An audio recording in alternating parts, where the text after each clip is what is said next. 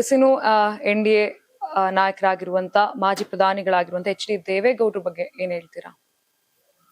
ಅಲ್ಲ, ಈ HD ದೇವೇಗೌಡ ಸಾಹೇಬ್ರ ಬಗ್ಗೆ ಮಾತಾಡುವಷ್ಟು ದೊಡ್ಡವನೇನಲ್ಲ. ಆದ್ರೆ ನನ್ನ ಜೀವಮಾನದಲ್ಲಿ ಒಂದಷ್ಟು ಒಳ್ಳೆ ಸಮಯ ಅವ್ರ ಹತ್ರ ಕಳೆಯುವಂತ ಅವಕಾಶ ನನಗೆ ಸಿಕ್ಕಿದೆ. ಇವತ್ತು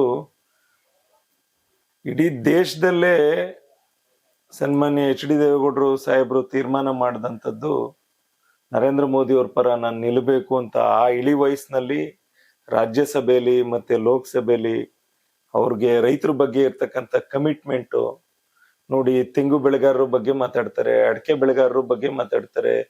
ಬೆಂಗಳೂರವರು ಯಾವಾಗ್ಲೂ ಕೂಡ ಅವ್ರನ್ನ ನಿರ್ಲಕ್ಷ್ಯ ಮಾಡಿದ್ರು ಕೂಡ ಬೆಂಗಳೂರು ಕುಡಿಯೋ ನೀರ್ ಬಗ್ಗೆ ಮಾತಾಡ್ತಾರೆ, ಉತ್ತರ ಕರ್ನಾಟಕದ ನೀರಾವರಿಗಳ ಸಮಸ್ಯೆ ಬಗ್ಗೆ ಮಾತಾಡ್ತಾರೆ.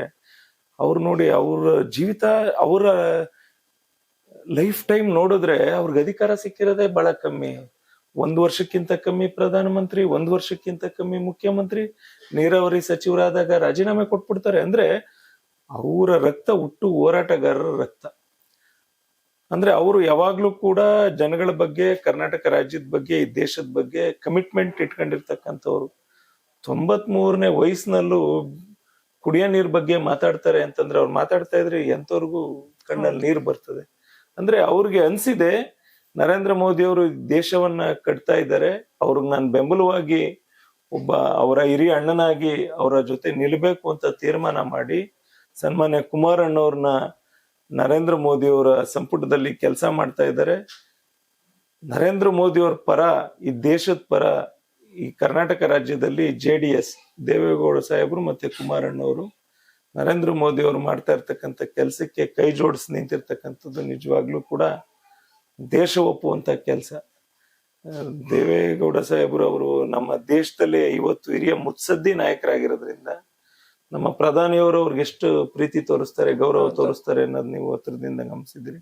ಮೊನ್ನೆ ಆದಿಚುಂಚನಗಿರಿಗೆ ಬಂದಾಗ್ಲೂ ಕೂಡ ದೇವೇಗೌಡ ಸಾಹೇಬ್ರಿಗೆ ಅವ್ರು ಕೊಟ್ಟಂತದ್ದು, ನಮ್ಮ ಮಂಡ್ಯದ ವಿಶೇಷವಾಗಿ ರಾಗಿ ಮುದ್ದೆ ಬಗ್ಗೆ ಮಾತಾಡ್ತಕ್ಕಂಥದ್ದು, ತರ ನಮ್ಮ ರಾಜ್ಯಕ್ಕೆ ದೇವೇಗೌಡ ಸಾಹೇಬ್ರು ಒಂದು ಹೆಮ್ಮೆ ಅಂತ ಹೇಳಿದ್ರೆ ತಪ್ಪಾಗೋದಿಲ್ಲ.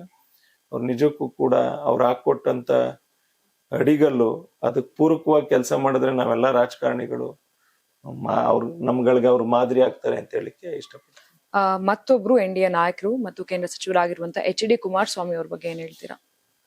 ಅಲ್ಲ, ಈಗ ಕುಮಾರಣ್ಣವರು ಅವರು ಜನಪರವಾದಂತಹ ಕಾಳಜಿ ಇಟ್ಕೊಂಡಿರ್ತಕ್ಕಂಥವ್ರು, ತಾಯ್ತನದ ಹೃದಯ ಇಟ್ಕೊಂಡವ್ರು. ನಿಮ್ಗೆ ಯಾರಾದ್ರೂ ಕೂಡ ರೈತಾಪಿ ವರ್ಗದ ಜನರು ಚೆನ್ನಾಗಿರ್ಬೇಕು ಅಂತ ಹೇಳಿ ಶರಾಯಿ ನಿಷೇಧ, ಲಾಟ್ರಿ ನಿಷೇಧ ಮಾಡಿದಂಥವ್ರು, ರೈತರ ಸಾಲ ಮನ್ನಾ ಮಾಡಿದಂಥವ್ರು, ಎಷ್ಟು ಕಮಿಟ್ಮೆಂಟ್. ಅವರು ಕಾಂಗ್ರೆಸ್ ಜೊತೆ ಸರ್ಕಾರ ಮಾಡಿದ್ರು ಕೂಡ ಅವ್ರಿಗೆ ಎಷ್ಟು ನಿರಂತರವಾಗಿ ಅವ್ರಿಗೆ ತೊಂದರೆ ಮೇಲೆ ತೊಂದರೆ ಅನುಭವಿಸ್ತಿದ್ರು ಕೂಡ ಅವ್ರ ಕಮಿಟ್ಮೆಂಟ್ಗೆ ಅವ್ರು ಭದ್ರ ಆದ್ರು. ಅವ್ರು ಹೇಳಿದ್ರು ರೈತರ ಸಾಲ ಮನ್ನಾ ಮಾಡ್ತೀವಿ ಅಂತ, ಅವ್ರ ರೈತರ ಸಾಲ ಮನ್ನಾವನ್ನ ಮಾಡಿದ್ರು. ಅವ್ರು ಒಂಥರ ಕಮಿಟ್ಮೆಂಟ್ ಇಟ್ಕೊಂಡು ಜನದ ಬಗ್ಗೆ, ವಿಶೇಷವಾಗಿ ರೈತರ ಬಗ್ಗೆ, ವಿಶೇಷ ಚೇತನರ ಬಗ್ಗೆ, ರೈತಾಪಿ ಹೆಣ್ಮಕ್ಳ ಬಗ್ಗೆ ವಿಶೇಷವಾದಂತ ಕಾಳಜಿ ಇಟ್ಕೊಂಡಿರ್ತಕ್ಕಂಥ ಕುಮಾರಣ್ಣವರು ನಮ್ಮ ದೇಶದ ಸನ್ಮಾನ್ಯ ಪ್ರಧಾನಮಂತ್ರಿಗಳಾದಂಥ ನರೇಂದ್ರ ಮೋದಿ ಅವರ ನೇತೃತ್ವದ ಸರ್ಕಾರದಲ್ಲಿ ಕ್ಯಾಬಿನೆಟ್ ಸಚಿವರಾಗಿದ್ದಾರೆ. ನಮ್ಮ ಜಿಲ್ಲೆಗೆ ಗುರುತರವಾದಂತ ಕೆಲಸ ಮಾಡ್ಲಿ, ಅವ್ರಿಗೆ ದೇವರು ಇನ್ನಷ್ಟು ಸಾರ್ವಜನಿಕವಾಗಿ ಹೆಚ್ಚಿನ ಕೆಲಸಗಳು ನಮ್ಮ ಜಿಲ್ಲೆಗೆ, ಅಭಿವೃದ್ಧಿ ಕೆಲಸಗಳನ್ನ ತರುವಂತ ಶಕ್ತಿಯನ್ನ ಕೊಡ್ಲಿ ಅಂತ ಪ್ರಾರ್ಥನೆ.